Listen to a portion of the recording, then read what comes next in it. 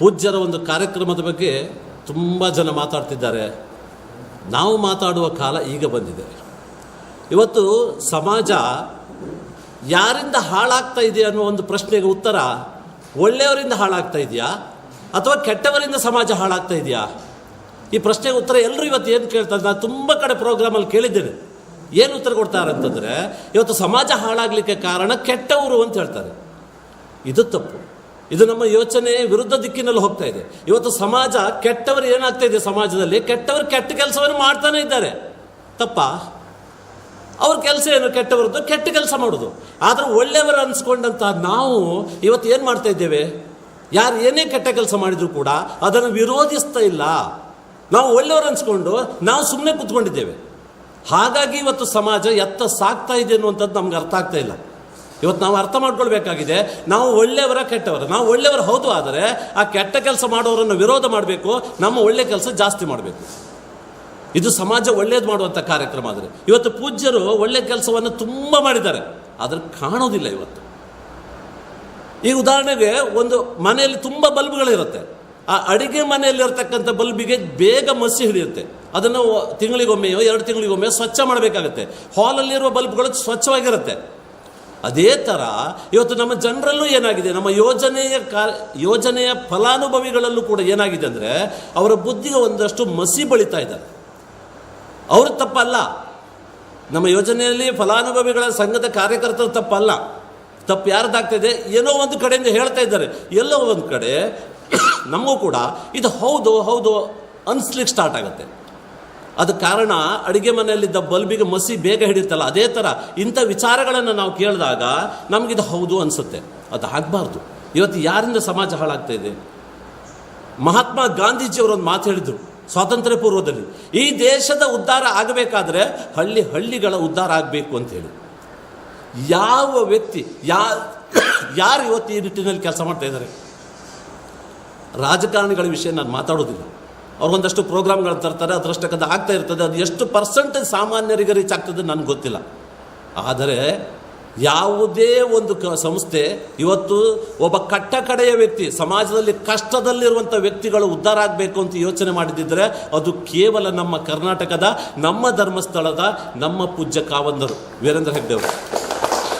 ಇದನ್ನು ಅರ್ಥ ಮಾಡ್ಕೊಳ್ಬೇಕು. ಇವತ್ತು ಹೆಮ್ಮರವಾಗಿ ಬೆಳೆದಿದೆ. ತುಂಬ ಜನ ಅದರ ನೆರಳಿನಲ್ಲಿದ್ದಾರೆ ಇವತ್ತು. ಆದರೆ ಒಂದಷ್ಟು ಜನ ಅದರಲ್ಲಿರೋ ಹಣ್ಣನ್ನು ಕುಕ್ಕಿ ತಿಂದು ಹೋಗ್ತವೆ ಹಕ್ಕಿಗಳು. ಈ ಥರದ ಕೆಲಸಗಳು ಆಗ್ತಾ ಇದೆ. ಇವತ್ತು ಕಡೆಯ ವ್ಯಕ್ತಿ, ಅವನಿಗೂ ಒಂದು ಒಳ್ಳೇದಾಗಬೇಕು, ಅವನ ಜೀವನ ಒಳ್ಳೇದಾಗಬೇಕು, ನೆಮ್ಮದಿಯಿರಬೇಕು. ಗ್ರಾಮಾಭಿವೃದ್ಧಿ ಯೋಜನೆ ಫಸ್ಟ್ ತಂದದ್ದು ಯಾಕೆ? ಹಳ್ಳಿಗಳ ಉದ್ಧಾರ ಆಗಬೇಕು ಅಂತೇಳಿ. ಅಲ್ಲಿ ಒಂದಷ್ಟು ಸಾಲಗಳನ್ನು ಕೊಟ್ಟಿದ್ರು, ಅನುದಾನಗಳನ್ನು ಕೊಟ್ಟರು, ಕೃಷಿ ಮಾಡಲಿಕ್ಕೆ ಹೇಳಿದರು, ಉದ್ಯೋಗಕ್ಕೆ ಕೊಟ್ಟರು. ಆದರೂ ಕೂಡ ಜನರ ಉಳಿತಾಯ ಆಗ್ತಾ ಇಲ್ಲ. ಬ್ಯಾಂಕ್ ಬ್ಯಾಲೆನ್ಸ್ ಜೀರೋ ಆಗ್ತಾ ಇದೆ. ಇದಕ್ಕೇನು ಕಾರಣ ಅಂತ ಹುಡುಕಿದಾಗ ಅವರಿಗೆ ಸಿಕ್ಕಿದ್ದು ಜನ ದುಶ್ಚಟಗಳಿಗೆ ಬಲಿಯಾಗಿದ್ದಾರೆ. ಇವತ್ತು ಸರ್ಕಾರಗಳು ಸರಾಯಿ ಅಂಗಡಿ ಜಾಸ್ತಿ ಮಾಡ್ತವೆ. ಯಾಕೆ? ಸರ್ಕಾರಕ್ಕೆ ಆದಾಯ ಬೇಕು ಅಂತೇಳಿ. ಆದರೆ ಪೂಜ್ಯ ಕಾವಂದರು ಯೋಚನೆ ಮಾಡಿದರು, ನಾವು ಜನರನ್ನು, ಬಡವರನ್ನು, ಅವರನ್ನು ದುಶ್ಚಟದಿಂದ ದೂರ ಮಾಡದೇ ಇದ್ದರೆ ಈ ಸಮಾಜ ಉದ್ಧಾರ ಆಗ್ಲಿಕ್ಕೆ ಸಾಧ್ಯ ಇಲ್ಲ, ಹಳ್ಳಿಗಳ ಉದ್ಧಾರ ಆಗ್ಲಿಕ್ಕೆ ಸಾಧ್ಯ ಇಲ್ಲ ಅನ್ನೋದನ್ನು ಮನಗಂಡು ಅವತ್ತು ತೀರ್ಮಾನ ಮಾಡಿ ಜನಜಾಗೃತಿ ವೇದಿಕೆ ಅನ್ನೋದನ್ನು ಹುಟ್ಟಾಕಿ ಇವತ್ತು ನಮ್ಮಂಥ ವ್ಯಕ್ತಿಗಳು ಸಾವಿರಾರು ಜನ ಯಾವುದೇ ಫಲಾಪೇಕ್ಷೆ ಇಲ್ಲದೆ ಇವತ್ತು ಸಮಾಜದ ಜನರಿಗಾಗಿ ಕೆಲಸ ಮಾಡುವಂಥ ಒಂದು ವೇದಿಕೆಯನ್ನು ನಿರ್ಮಾಣ ಮಾಡಿದರು. ಅದು ಜನಜಾಗೃತಿ ವೇದಿಕೆ. ಅದರ ಮೂಲಕ ಇವತ್ತು ಮಧ್ಯವರ್ಜನ ಶಿಬಿರಗಳನ್ನು ಮಾಡ್ತಾ ಇದ್ದಾರೆ. ಎಷ್ಟು ಲಕ್ಷ ಜನ ಇವತ್ತು. ಒಂದಷ್ಟು ಜನ ಮಾತಾಡ್ತಾರೆ ಶಿಬಿರದ ಬಗ್ಗೆ, ಏನು ಶಿಬಿರಕ್ಕೆ ಹೋದವರೆಲ್ಲ ಕುಡಿದು ಬಿಟ್ರು ಅಂತ. ನಾನು ಒಂದು ವಿಚಾರ ಹೇಳ್ತೇನೆ. ಒಂದು ಶಿಬಿರಕ್ಕೆ ನಾವು ಶಿಬಿರ ಮಾಡುವಾಗ 182ನೇ ಶಿಬಿರ ಅಲ್ವಾಡಿಯಲ್ಲಾಗಿತ್ತು. 105 ಜನ ಅದರಲ್ಲಿ ಶಿಬಿರಾರ್ಥಿಗಳಿದ್ರು. 2 ರಿಂದ 2.5 ಲಕ್ಷ ಖರ್ಚು ಮಾಡಿದ್ದೇವೆ ಅಷ್ಟೇ. 8 ದಿನಕ್ಕೆ ನಮಗೆ ಖರ್ಚಾಗಿದ್ದಷ್ಟೇ. ನಾನು ಹೇಳೋದು 100 ಜನ ಕುಡುಕರಿಗೆ ಬೇಡ, ಒಬ್ಬ ಕುಡುಕನಿಗೆ 5 ಲಕ್ಷ ನಾನು ಕೊಡ್ತೇನೆ, ನೀನು ಕುಡ್ತಾ ಬಿಡು ಅಂತ ಹೇಳಿದ್ರೆ ಅವ ಕುಡ್ತಾ ಬಿಡ್ತಾನ? 5 ಲಕ್ಷ ಖರ್ಚಾಗೋ ತನಕ ಅವ ಕುಡಿತಾನೆ.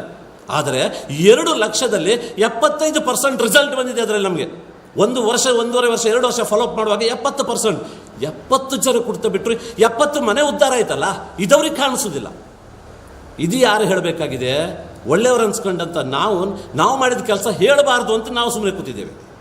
ಇವತ್ತು ಫಲಾನುಭವಿಗಳು ಅವರಿಗೇನಾಗಿದೆ, ಅವ್ರ ಜೀವನ ಉದ್ಧಾರ ಆಗಿದೆ, ಏನೋ ಒಂದು ಖುಷಿ ಇದೆ, ಅವ್ರು ಹೇಳ್ಕೊಳ್ಳಿಕ್ಕೆ ವೇದಿಕೆ ಇಲ್ಲ, ಅವ್ರನ್ನ ಕೇಳಿದವರಿಲ್ಲ. ನಿಮಗೆ ಏನು ಅನಿಸಿದೆ ಅಣ್ಣ, ನೀವು ಒಳ್ಳೇದಾಗಿದ್ದೀರಾ, ನಿಮಗೆ ಏನು ಅನಿಸಿದೆ, ಅದನ್ನು ಕೇಳಿದವರಿಲ್ಲ. ಕೇಳಲಿಕ್ಕೆ ಇವರು ಬರೋದಿಲ್ಲ. ಯಾಕೆ? ಕೆಟ್ಟವರು ಅಪಪ್ರಚಾರದಲ್ಲೇ ತೊಡಗಿದ್ದಾರೆ. ಇವತ್ತು ನಾವು ಯೋಚನೆ ಮಾಡಬೇಕಾಗಿದೆ. ಇನ್ನೊಂದು ವಿಚಾರ ಹೇಳ್ತೇನೆ, ನಮ್ಮ ಕುಂದಾಪುರ ತಾಲೂಕಿಗೆ ಗ್ರಾಮಾಭಿವೃದ್ಧಿ ಯೋಜನೆ ಬರಲಿಲ್ಲ. ಅವಾಗ ಹೆಬ್ರಿಯಲ್ಲಿತ್ತು, ಬಹಳ ದೊಡ್ಡ ಕೃಷಿ ಮೇಳ ಆಗಿತ್ತು. ನಾವು ಬಂದಿದ್ದೀವಿ ಪೂಜ್ಯರನ್ನು ನೋಡಲಿಕ್ಕೆ, ಅವರ ಮಾತುಗಳನ್ನು ಕೇಳಿದ್ದೇವೆ. ಕುಂದಾಪುರದಲ್ಲಿ ಇನ್ನೂ ಯೋಜನೆ ಬರಲಿಲ್ಲ ಅಂತ. ಅವಾಗ ನಮ್ಮಲ್ಲಿ, ನಾನೀಗ ಆರ್ ಡಿ ಸುರೇಶ್ ಶೆಟ್ಟಿ ಅಂತೇಳಿ ನನ್ನ ಹೆಸರು, ಆರ್ ಡಿಯಲ್ಲಿ ಪ್ರತಿ ವಾರಕ್ಕೆ ಅಂದರೆ ಸೋಮವಾರ, ಮಂಗಳವಾರ, ಬುಧವಾರ, ಗುರುವಾರ, ಶುಕ್ರವಾರ, ಶನಿವಾರ ತನಕ ಪ್ರತಿದಿನ ಮಾರ್ವಾಡಿಗಳು ಇಬ್ಬರಿಬ್ಬರು ಬೈಕಲ್ಲಿ ಬರ್ತಿದ್ರು. ನಾನು ಆವಾಗ ಊರಿಗೆ ಬಂದದ್ದಷ್ಟೇ.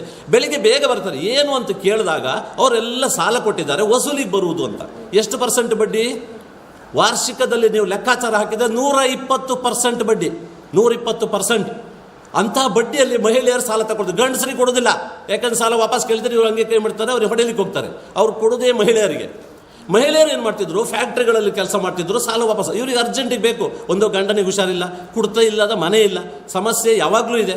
ಹಣ ಅರ್ಜೆಂಟಿಗೆ ಬೇಕಾದಾಗ ಮನೆ ಬಾಗಿಲಿ ಬಂದು ಕೊಡ್ತಾನಲ್ಲ, ಅವನಿಗೆ ಮೋಸ ಮಾಡಬಾರ್ದು. ಇದು ನಮ್ಮ ಹಳ್ಳಿಯ ಜನರ ಮನಸ್ಥಿತಿ. ಅದು ಬಡ್ಡಿ ಎಷ್ಟು ಅಂತ ಅವ್ರು ಲೆಕ್ಕಾಚಾರ ಹಾಕಲಿಲ್ಲ, ದುಡ್ದದ್ದು ಪೂರ ಹೋಗ್ತಿತ್ತು.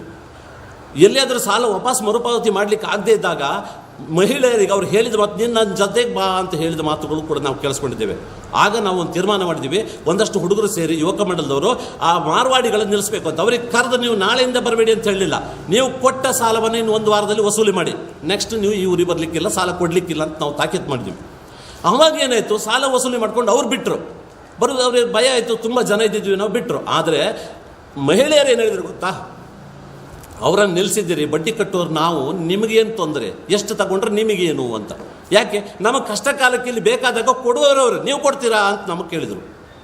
ಆಗ ನಮಗೆ ಮಂಡೆ ಬಿಸಿ ಆಯಿತು. ಆಗ ನಾವು ಪೂಜ್ಯರಿಗೆ ಹೋಗಿ ಬೇಡ್ಕೊಂಡದ್ದು, ಕುಂದಾಪುರ ತಾಲೂಕಿಗೆ ಗ್ರಾಮಾಭಿವೃದ್ಧಿ ಯೋಜನೆ ಕೊಡಿ ಅಂತ. ಆಗ ಬಂದದ್ದು ಗ್ರಾಮಾಭಿವೃದ್ಧಿ ಯೋಜನೆ. ಇವತ್ತು ಕುಂದಾಪುರ ತಾಲೂಕು ಒಂದರಲ್ಲಿ, ಈಗ ಹೆಬ್ರಿ ತಾಲೂಕು ಆಯ್ತು ನಮ್ಮದು. ಒಂದು ತಾಲೂಕಲ್ಲಿ ಎಷ್ಟು ಲಕ್ಷ ಜನರಿಗೆ ಹೆಲ್ಪ್ ಆಗಿದೆ.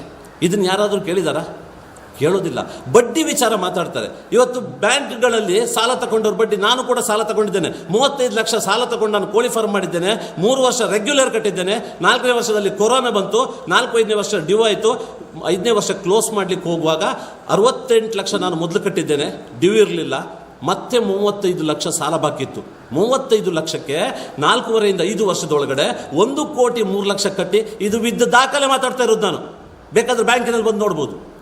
1,03,00,000 ಕಟ್ಟಿದ್ದೇನೆ. ಹಾಗಾದ್ರೆ ಬಡ್ಡಿ ಎಷ್ಟು? ಇದನ್ನು ಅರ್ಥ ಮಾಡ್ಕೊಳ್ಬೇಕಾಗಿದೆ. ಸುಮ್ಮನೆ ಜನರ ತಲೆಗೆ ಹುಳ ಬಿಡೋದು. ಯಾರೋ ಒಬ್ಬರು ವ್ಯಕ್ತಿ ಕೊಕ್ಕರಣೆ ಬರ್ತಾರಂತೆ, ಅಲ್ಲೂ ಮೀಟಿಂಗ್ ಕರೆದಿದ್ದಾರೆ ಬನ್ನಿ ಅಂತೇಳಿ. ನಾವು ಧರ್ಮಸ್ಥಳ ಸಂಘದಲ್ಲಿ ಸಾಲ ಕೊಟ್ಟದ್ದು ಒಬ್ಬ ವ್ಯಕ್ತಿ ಕಟ್ಟಲಿಲ್ಲ, ಹುಡುಗ ಒಳ್ಳೆಯವ. ಏನಾದರೂ ಒಂದು ಪಂಚಾಯತಿಗೆ ಮಾಡಿ ಅವನೊಂದು ಸರಿದಾರಿಗೆ ತರುವ, ಅವನಿಗೆ ನೆಕ್ಸ್ಟ್ ಏನಾದರೂ ಮಾಡೋದಾದ್ರೆ ಸಾಲ ಕೊಡುವವರು ಯಾರಿದ್ದಾರೆ? ಬೇಕಲ್ಲ. ಅದಕ್ಕೋಸ್ಕರ ಅವನ ಹತ್ರ ಪಂಚಾಯತಿ ಮಾಡಿ ಕೇಳುವಾಗ ಅವ ಹೇಳ್ತಾನೆ, ಒಬ್ಬರು ಕೊಕ್ಕರಣೆ ಬರ್ತಾ ಇದ್ದಾರೆ, ದೊಡ್ಡ ವ್ಯಕ್ತಿ, ಈ ಏನು ಅಪಪ್ರಚಾರದಲ್ಲಿ ಲೀಡಿಂಗಲ್ಲಿರೋರು. ನಾನು ಅವನಿಗೆ ಹೇಳಿದೆ, ಡೇಟ್ ಟೈಮ್ ಕೊಡು, ನಾನು ಅಲ್ಲಿಗೆ ಬರ್ತೇನೆ, ನನಗೆ ಅವ್ರ ಜೊತೆ ಮಾತಾಡಬೇಕು. ಬಡ್ಡಿ ಜಾಸ್ತಿ ಹೌದಾದ್ರೆ ಹೇಗಂತ ಹೇಳಬೇಕು.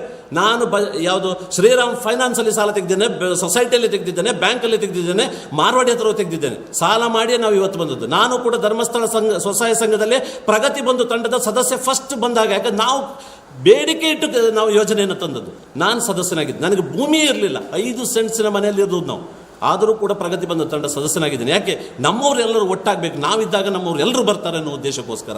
ಸಾಲ ಕೊಡಲಿ ನೋಡೋಣ. ಹಾಗಾದರೆ 2 ಎಕರೆ ಜಾಗ ಇತ್ತು, ನಾನೇ ಮಾತಾಡಿದ್ದೇನೆ ಬ್ಯಾಂಕ್ ಮ್ಯಾನೇಜರ್ ಹತ್ರ. ಅವಳು ಗಂಡನಿಗೆ ಸೀರಿಯಸ್ ಆಗಿದೆ, ಕಾಲು ಆಪರೇಷನ್, ಹಾರ್ಟ್ ಅಲ್ಲ ಕಾಲು ಆಪರೇಷನ್ ಆಗಲಿಕ್ಕೆ 50,000 ಬೇಕು, 2 ಎಕರೆ ಭೂಮಿಯ ದಾಖಲೆ ಕೊಡ್ತೇನೆ ಅಂತ ಹೇಳಿದ್ರೆ, ಅವ್ರ ಮ್ಯಾನೇಜರ್ ಒಂದು ಕೇಳಿದ್ದಾರೆ ಪ್ರಶ್ನೆ, ಅಕಸ್ಮಾತ್ ಅವ್ರು ಯಾರಾದರೂ ಸತ್ತು ಹೋದರೆ ಸಾಲ ಕಟ್ಟುವವರು ಯಾರು ಅಂತ. ಎಲ್ಲಿದ್ದೇವೆ ಇವತ್ತು, ಬಡವರ ಪರಿಸ್ಥಿತಿ ಹೇಗಾಗಿದೆ. ನಾನು ಹೇಳಿದೆ, ನಾಳೆ ಬರುವಾಗ ನೀವು ಆಕ್ಸಿಡೆಂಟ್ ಆಗಿ ಸತ್ತರೆ ಸಾಲ ಕೊಡೋರು ಯಾರು ಅಂತ, ನಿಮ್ಮ ಹೆಂಡತಿ ಮಕ್ಕಳ ಗತಿ ಏನಂತ ನಾನು ಕೇಳಿದ್ದೇನೆ. ಇದು ಕೇಳಲಿಕ್ಕೆ ಆಗ್ತದೆ. ಆದರೆ ಇವತ್ತು ಬಡವರ ಪರಿಸ್ಥಿತಿಯನ್ನು ಆಲೋಚನೆ ಮಾಡಬೇಕು. ಇವತ್ತು 3 ಲಕ್ಷ ಸಾಲ ಬೇಕಾದರೆ ಸಂಘದಲ್ಲಿರುವ 6 ಜನ 8 ಜನ 10 ಜನ ಸೈನ್ ಹಾಕಿದರೆ ಅವರು ಇವತ್ತು 3 ಲಕ್ಷ ಸಾಲ 3 ದಿನದಲ್ಲಿ ಅವ್ರ ಮನೆ ಬಾಗಿಲಿಗೆ ಬರುತ್ತೆ. ಇಂಥ ವ್ಯವಸ್ಥೆ ಯಾರು ಮಾಡಿಕೊಟ್ಟಿದ್ದಾರೆ?